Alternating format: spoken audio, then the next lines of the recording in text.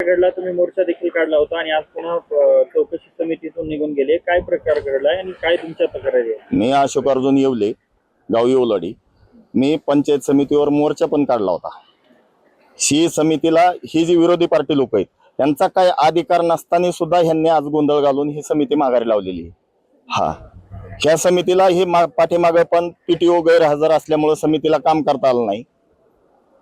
किती महिन्यापूर्वी तुम्ही तक्रार केली आहे? काय नेमक्या तुमच्या तक्रारी आहेत आणि कधीपासून या समितीला चौकशी केली जाते? 3 महिन्यापासून तक्रारी आहेत आणि तक्रारी बरोबर तक्रार अर्जाबरोबर जेवढ्या योजना असतील तेवढ्या तक्रार अर्जाला जोडून दिल्यात आणि विदाऊट शेतकऱ्याच्या नावावर चोरून योजना काढल्यात. त्याचं पेमेंट पण त्यांनी उचललेलं आहे. त्याच्या विरोधात सुद्धा हायकोर्टात सुद्धा मी कंप्लेंट दिलेली आहे आणि आयुक्ताला पण दाखल केलेलं आहे वकीलपत्रात. आतापर्यंत किती गावातून तक्रारी झाल्यात आणि त्या अनुषंगाने काही चौकशी करता आली आहे का चौकशी समितीला, आणि किती चौकशी समित्या बदलल्या? आतापर्यंत 28 अर्ज आहेत हायकोर्टामध्ये. चौकशी समिती बदलली आहे, किती वेळेस बदल झाला आणि चौकशी समितीला काही चौकशी करता आली का आजपर्यंत पहिल्यांदा चौकशी समिती आली त्यावेळेस त्यांच्याकडे पीटीओ नसल्यामुळे आणि रोजगार सेवक नसल्यामुळे चौकशी करता आली नाही.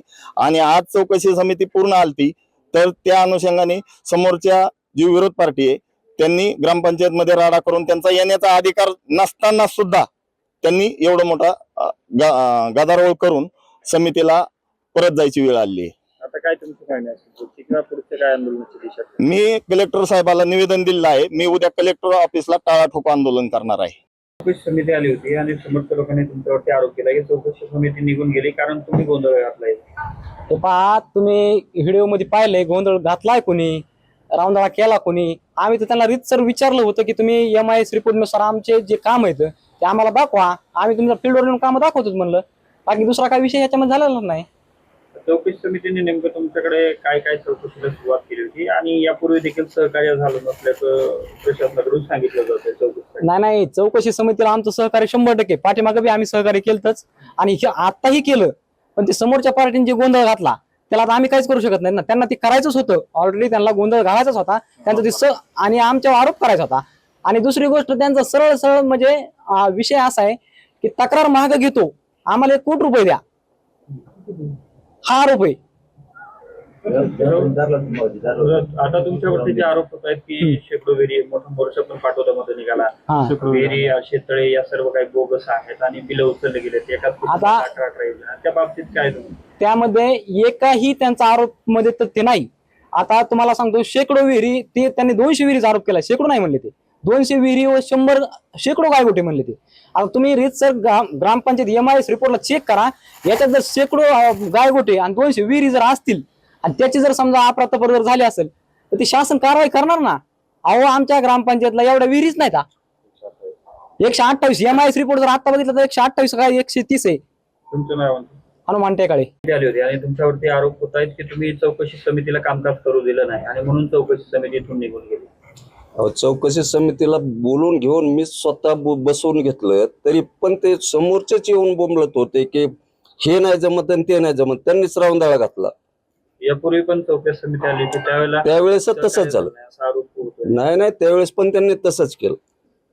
म्हणजे नुसतं धिंगाणा घालणे आणि निघून जाणे एवढा धंदा करतात ते. तक्रार ज्यांनी केली त्यांच्याकडूनच हे सगळं होतं. तो विशेष नाही काही.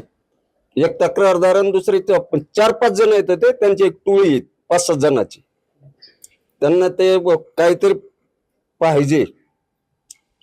आता थोडस नाही त्यांना काहीतरी पाहिजे. म्हणजे काय पाहिजे, मी त्यांना म्हणलो तुम्हाला काय पाहिजे ते घ्या, विहीर देतो, रस्ता देतो, तुम्हाला काय घ्यायचे ते घ्या, पण त्यांना रोख पैसे पाहिजेत. रोख पैसे कुणी द्यायचे आणि कसे द्यायचे? काय नेमके काय त्यांचं म्हणणं आहे? काय मागणी होते? डायरेक्ट 1 कोटी रुपये मागतात मला.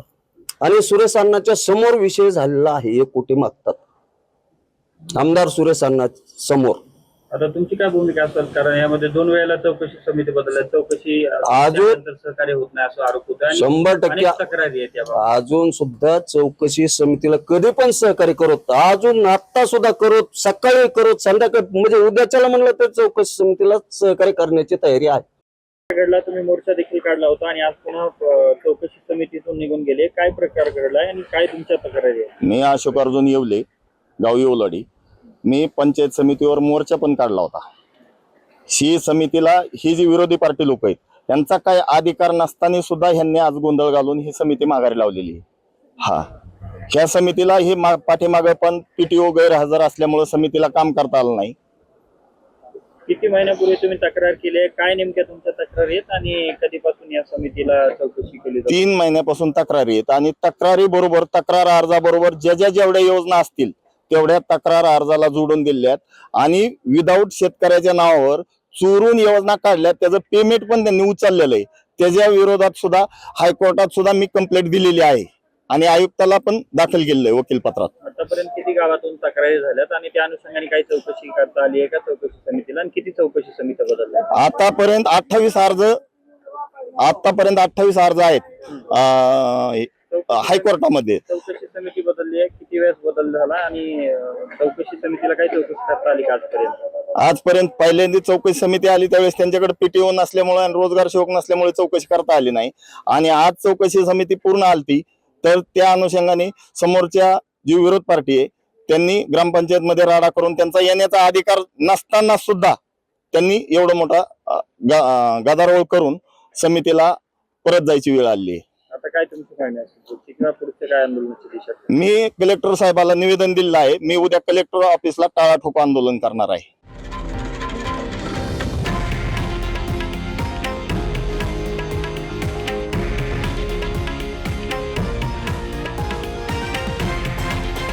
हे आहे देशातील नंबर 1 न्यूज नेटवर्क आणि आपण पाहत आहात TV9 मराठी, एकमेव.